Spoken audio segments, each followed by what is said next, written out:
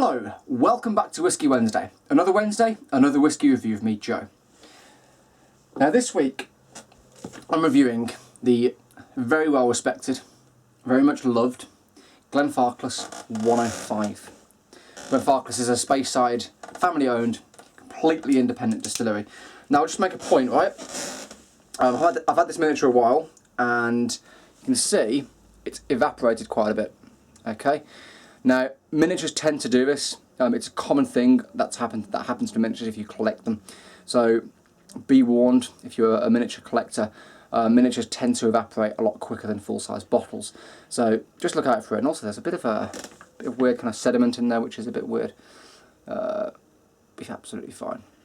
Anyway, let's give it a pour. So, Glenfarclas 105, they're an independent Speyside distillery.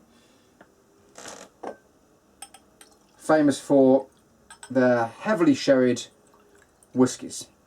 The 105 is a 10-year-old, or it should be a 10-year-old, cask strength from first fill sherry barrels, bottled at 60%. Again, with miniatures, it's important to store them on their upright, because you'll see occasionally, I don't know if you can see that because of the light, but it kind of, the actual seal starts to kind of corrode slightly, and it can affect the whiskey. Hopefully it won't happen at this point. So, wonderful colour, really dark from those first fill sherry casks. See there, completely independently, privately owned. Let's give it a nose. Oh man. Okay, on the nose, I get massive treacle, big on that sweet sherry,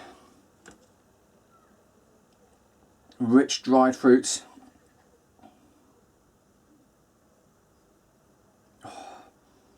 raw sweet fruitcake, toffee, coffee as well, actually, kind of a sweet fruity coffee. Beautiful. And again, you wouldn't really be able to tell it at 60% because it's so kind of full on and rich. Let's give it a swirl. Okay, let's get on to the taste.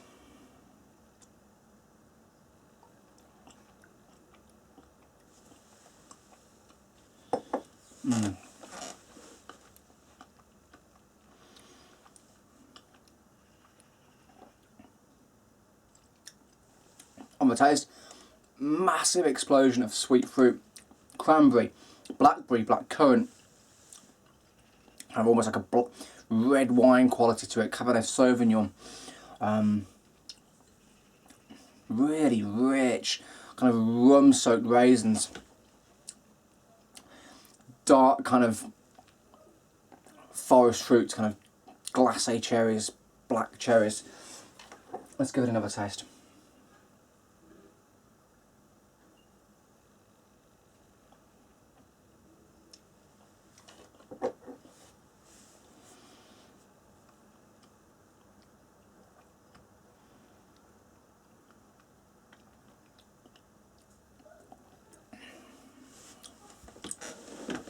Develops into hazelnuts, caramelized kind of pecans or pecan, however you want to say it. Dark brown muscovado sugar, just amazing. And then the finish, it's long, it's sweet. There's a slight bitterness there as well, just in the finish. It's an awesome whiskey. I think this actual sample has been slightly affected by that seal, so again, do be careful. It's not quite how I remember it tasting. However, it still is a solid whiskey. The full-size bottle is available for around about £50 in the UK online and in whiskey specialist stores. For £50, it is amazing if you like that big sherry influenced cask strength whiskey. Beautiful. I'm going to enjoy the rest of this. Score wise, it is a 9 out of 10. I think value for money is fantastic. It compares to the Aberlour Abuna if you've ever tried it, and I think consistency wise the Glenfarclas 105 is more consistently good than the Aberlour Abuna. If you've had the Glenfarclas 105, please let me know. Leave me a comment in the box below as you always do. Please share the video, and I will see you next week for yet another whiskey review with me, Joe. Cheers guys, bye bye.